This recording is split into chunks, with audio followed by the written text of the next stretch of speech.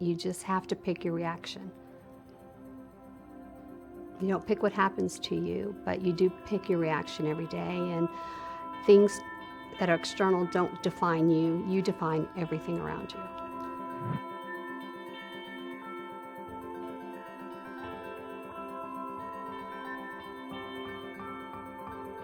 I have a 13-year-old and an 8-year-old, both girls. My 8-year-old wanted to know every scientific term, every answer to every question, why radiation was this way and why.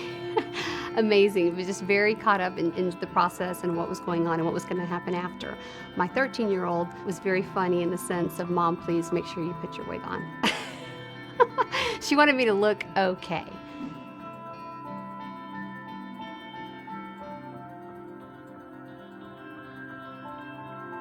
I was taking a bath, and I'm always checking with soapy water, and so I checked and I thought, something's there. And I just remember my mom telling me, usually if something's there and it doesn't hurt, it usually is cancer. And so that just kept on echoing in my mind over and over again. And I'm like, I need to go to the doctor. So I went right away to my OBGYN, and he felt it, and he immediately ordered a mammogram and then an ultrasound, and then had an MRI done. And then he sent me to the surgeon. And at that point, the surgeon did another MRI and came back and told me there were just 2 additional places. And I couldn't believe that. I had the phone call the Friday before from my OBGYN, then the following Friday was the surgeon. And just 2 rough Fridays in a row. And so I said, okay, we continue, we go forward. And so he told me, that was 3 strikes basically on that left breast. So I knew at that point what I needed to do. My new job every day was to figure out, okay, who do we need to go see today? What do I need to go do? And literally it was about 21 doctor visits between that month, between October 13th and the day of my surgery on November 13th. And I thought, I can go back and deal with those emotions later, but this is really crucial to me right now and very important to get to the bottom line. It was a 10-hour surgery or so. I knew on the other side of that, it was immediate.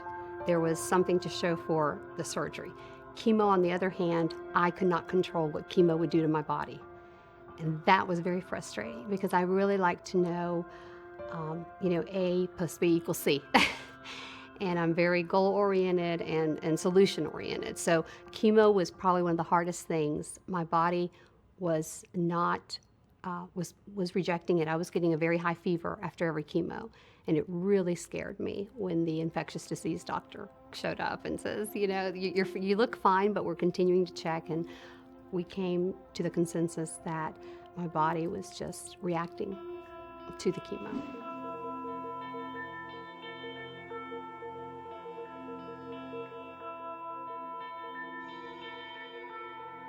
Coming off of that year, being Mrs. Georgia and image conscious, if you will, and here I am completely being ripped of my hair, how I felt, everything really cut me to the core, but made me realize something very, very important, that I am the person that I am regardless, whether my hair is long, whether it's short, whether it's on my head or it's not, and it's me.